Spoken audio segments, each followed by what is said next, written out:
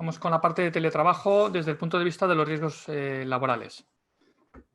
Como ya se ha comentado, el teletrabajo, según la Ley 3 de 2012, equipara lo que son los derechos y obligaciones de los trabajadores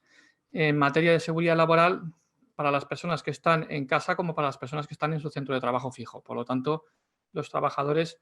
tienen exactamente los mismos derechos laborales y de protección frente a la seguridad y salud cuando están teletrabajando que cuando van físicamente a la oficina. Una de las cosas que tiene que hacer el empresario es hacer una evaluación de riesgos. En este caso, la evaluación se realiza siempre a través del servicio de prevención, a través de un técnico que tiene que acudir al centro de trabajo, al domicilio del trabajador para poder hacer una valoración de los riesgos que hay. ¿Vale? Aquí entramos en una situación paradójica de que, claro, debido a la inviolabilidad del domicilio, el trabajador que está en teletrabajo podría negar la entrada del técnico de prevención, que es una situación un poco anecdótica y bastante inusual, pero podría darse, ¿eh? Es la única diferencia que tenemos con respecto a los centros de trabajo fijo, donde pues el técnico de prevención normalmente no tiene problemas para acceder. Sin embargo, en un domicilio pues es una situación un poco más particular, pero no quita que pues de normal pues se puede acceder y se puede hacer una evaluación.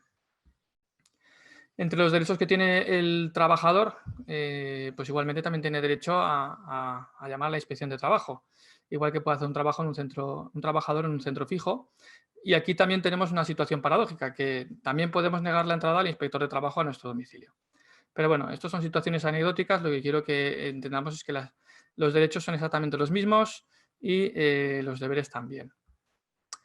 ¿Qué aporta la situación especial de emergencia del coronavirus al teletrabajo? Bueno, pues como ya se ha comentado, según Real Decreto Legislativo 8 de 2020, el teletrabajo va a ser una de las opciones preferentes a elegir a la hora de establecer la nueva forma de organizarse y siempre, claro, teniendo en cuenta a aquellas personas cuyo trabajo es compatible con el teletrabajo y siempre que tengan medios para poder hacer teletrabajo desde casa. Si no tienen un ordenador o no tienen un portátil, pues va a ser difícil que puedan teletrabajar si su trabajo requiere el uso de esta herramienta. Y siempre dentro de lo que es una situación razonable, es decir, que el esfuerzo versus la recompensa que tiene que hacer el empresario para adaptar este puesto en teletrabajo, pues resulte beneficioso para ambos. Es curioso porque también en este Real Decreto Legislativo establece que en esta situación de emergencia, en especial, la evaluación de riesgos, de manera excepcional, se va a poder realizar sin visitar el domicilio del trabajador. Se puede hacer a través de lo que llaman un autochequeo de evaluación de riesgos en teletrabajo. Esta situación lo han abordado todos los servicios de prevención ajeno a través del envío de chequeos en papel o a través de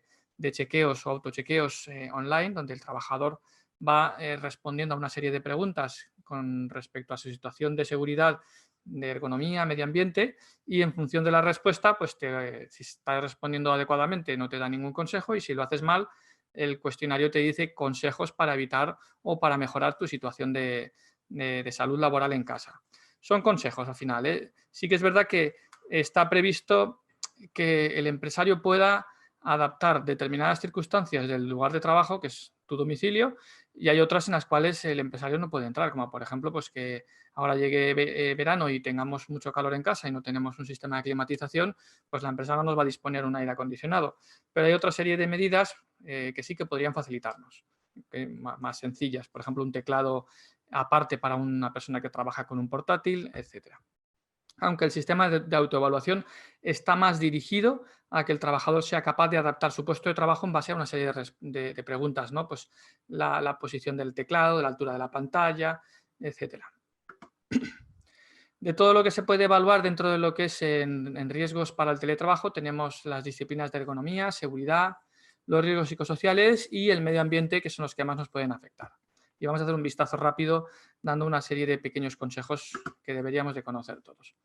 Uno de los problemas más importantes que nos encontramos es el trabajo con portátiles, que está muy extendido, y el portátil tiene la desventaja de que en una situación fija de trabajo pues tiene determinadas adopción de posturas que son bastante incómodas y provocan dolores de espalda, de cuello o incluso problemas de fatiga visual. ¿Cómo debemos de colocar? Bueno, pues lo ideal sería tener un peralte para que la altura o el borde superior de la pantalla nos quede a la altura de los ojos.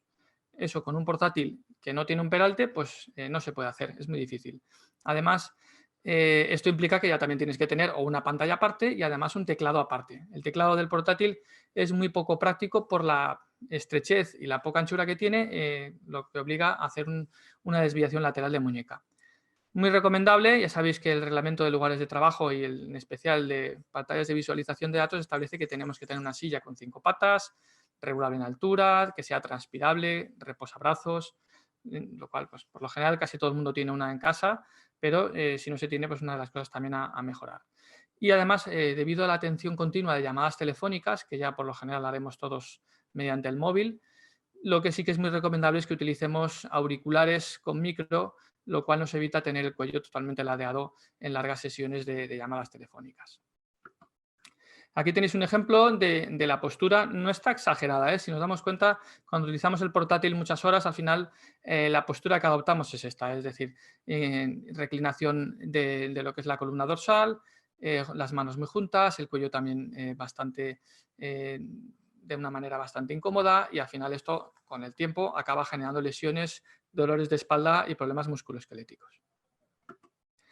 Dentro de lo que son malas posturas teletrabajando, también tenemos que evitar teletrabajar en situaciones, pues no sé, en la cama, en el sofá, pues ahora me pongo en la cocina, ahora me voy al cuarto del chiquillo. Es importante que busquemos un lugar fijo para teletrabajar y lo podamos acondicionar y preparar adecuadamente. Dentro de condiciones ambientales, entre lo que es iluminación, pues deberíamos evitar entradas de luz directas a nuestra zona de trabajo. Hay que tener en cuenta que si levantamos la mirada y vemos directamente la luz del sol sin una cortina que la apantalle, pues la pupila se tiene que contraer mucho para evitar y controlar la entrada de luz y luego cuando miras la pantalla vuelve otra vez a dilatarse. Esto de manera continuada provoca fatiga visual, pues lagrimeo, dolor de cabeza y pérdida de rendimiento. Y lo mismo puede pasarnos con el ruido, y más cuando tenemos que compatibilizar el teletrabajo con una situación de conciliación familiar que hay ahora en la que compartimos la vivienda con los hijos, con nuestra pareja, etc. Y por último también el tema de las temperaturas extremas que podemos sufrir ahora en verano o en invierno, que debemos de poderlas controlar. Fijaros, aquí os pongo una estadística de accidentes domésticos, ya no estamos hablando de ergonomía ni de condiciones ambientales, sino de accidentes que ocurren en casa. Esto es del Instituto Nacional de Estadística del año 2011. Obviamente no se refieren solo a teletrabajo, sino a cualquier tipo de accidente doméstico y todos los rangos de edades, ¿no? Pero bueno, lo que quiero que veáis es que sí que hay accidentes a nivel doméstico, entre los que destacamos caídas, golpes, choques o incluso, fijaros, un 5% de agotamiento agudo que pueden surgir dentro de lo que es el teletrabajo. Por lo tanto, es uno de los riesgos que tenemos que contemplar. Uno de los que más me preocupa y además os pongo en pantalla es el tema de incendios o instalación eléctrica, que también puede estar relacionado con caídas al mismo nivel por tropiezos, y tener en cuenta de que en viviendas modernas tenemos una instalación pues, en la que tenemos un interruptor diferencial, un magnetotérmico, que en caso de sobrecarga de la instalación eléctrica saltará. Sin embargo, en viviendas antiguas o en las que no hemos revisado desde hace mucho tiempo, pues podríamos tener una sobrecarga. Para que os hagáis una idea, lo que es la instalación eléctrica en la parte de enchufes es de 10 amperios, lo cual equivale a 2.200 vatios máximos de conexión. Si conectamos un ordenador estaremos entre 500 y 700 vatios, pero si metemos una estufa de infrarrojos para calentarnos en verano, en invierno, pues resulta que tenemos ya más de 3.000 vatios en ese mismo enchufe, lo cual puede hacer una sobrecarga de la red e incluso incendiarse y provocar un incendio. Por eso mismo podemos solicitar a la empresa un botiquín que podemos tener en casa en condición de teletrabajo, en el que podamos atender pequeñas lesiones y bueno, pues, que puedan estar relacionadas con el trabajo, no solamente teletrabajo, es con el ordenador, pueden haber otro tipo de actividades en el que se puedan realizar actividades con riesgo para corte o incluso quemaduras. También es recomendable tener un extintor en casa. Aquellos que tengamos una vivienda posterior al año 96, sabéis que en el rellano o en el patio de la escalera tenemos un extintor de polvo, con lo cual lo tenemos que tener ya bien localizado, saber cómo se utiliza y, bueno, pues en caso de incendio que lo podamos pues, coger de manera rápida y utilizar de una manera eficaz para evitar un incendio. Nuevamente suele ser por causas en las que dejas algo en el horno o en la cocina al fuego y te vas al ordenador y de repente se te pasa el tiempo volando y cuando te das cuenta está ardiendo lo que es el fogón y la campana. Importante tener también un consultorio telefónico, no esperar a que tengamos una emergencia, un dolor de espalda o un accidente para saber que tenemos que llamar a, pues bueno, el 112 lo conocemos ya todos, pero si es algo más leve, pues deberíamos de conocer el centro asistencial más cercano de la mutua de accidentes que tenemos para no estar buscando, oye, pues llamas a la empresa te da el teléfono de la mutua, lo buscas en internet, a ver cuál es el más cercano a mi población y puedes perder un tiempo que ya podrías tener en un listing telefónico preparado. Y por último, los riesgos psicosociales, que son de los que más afectan, creo yo, según mi opinión, en teletrabajo, debido a que, por lo general el teletrabajo nos va a generar más trabajo, es decir, la gente suele trabajar más, suele olvidar alguna serie de hábitos saludables y, pues hay que tenerlos claros. Por un lado, tenemos que tener la misma rutina en casa que lo que haríamos en nuestro lugar de trabajo. Es decir, si nos levantamos a las 7 y nos duchamos, pues nos levantaremos a las 7, nos ducharemos y nos vestiremos. ¿Vale? Lo mismo con esos hábitos, pues a la hora de mantener un contacto con los compañeros, es súper importante, no solo con los compañeros, sino también con nuestro supervisor, para que tengamos una serie de objetivos claros, un feedback positivo o negativo de lo que estamos haciendo y además no nos sintamos solos a la hora de realizar nuestro trabajo. También tenemos que incluir alguna actividad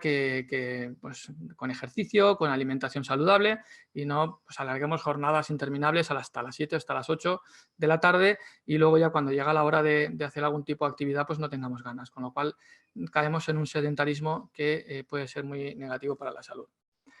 También interesante hacer pequeñas pausas, las mismas que haríamos pues, para levantarnos a hablar con un compañero, pues en casa es una cosa más difícil, pero sí poder hacer pausas para hacer pequeños estiramientos, andar un poco, que la circulación de las piernas pues vuelva otra vez a moverse y